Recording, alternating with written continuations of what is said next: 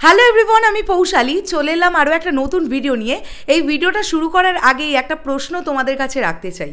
আচ্ছা, আমি একটা জিনিস ভাবলাম, বুমেরাঙের টিজার দেখার পরে এই ভাবনাটা আমার মাথায় এলো।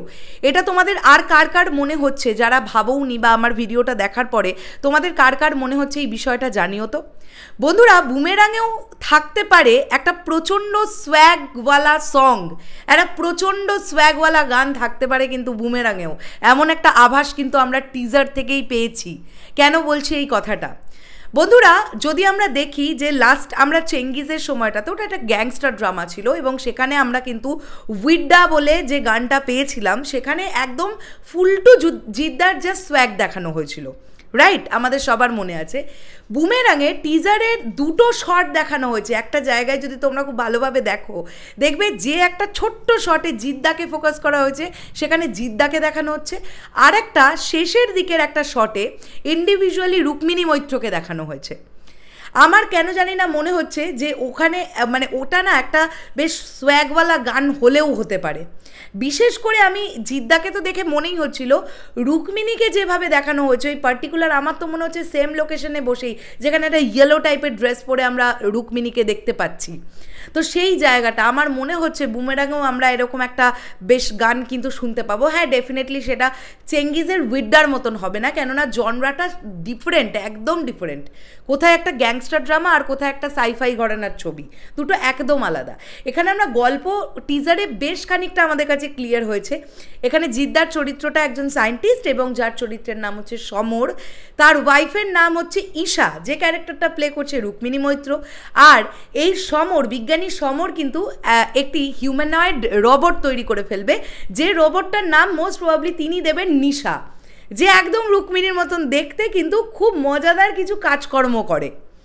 এবং আমি টিজার নিয়ে আলোচনা করার সময় একটা বিষয় বলতে ভুলে গেছিলাম। আসলে জিদ্দার কোনো কিছুই এলে আমি মোটামুটি রিভিউটা করার পরেও আমার কাছে যতক্ষণ সময় থাকে আমি 10-15 বার একটানা দেখতে থাকি। তো ওই দেখতে দেখতে আমার এই সোয়াগওয়ালা গানটার কথা মনে হলো। আর একটা জিনিস দেখলাম, তোমরা লক্ষ্য করে দেখেছো যে এই ছবির ভিএফএক্সের কাজ কত ভালো হবে আমরা বুঝতে পারছি।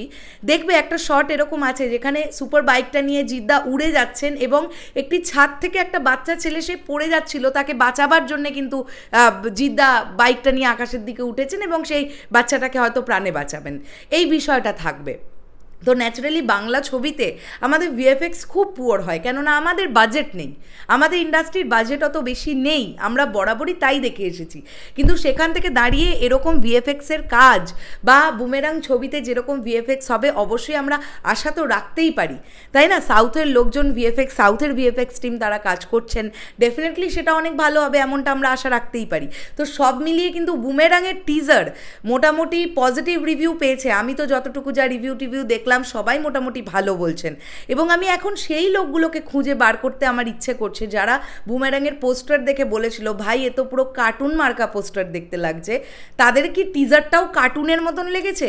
যদি তাদের টিজারটাও কার্টুনের মতন লেগে থাকে তাহলে আমি এক বাক্যে এটা একদম 100% শিওরিটি দিয়ে বলতে পারি তারা প্রজেক্টটাকে নিয়ে অপপ্রচার করবে বলেই এই ধরনের কথাবার্তা বলছে।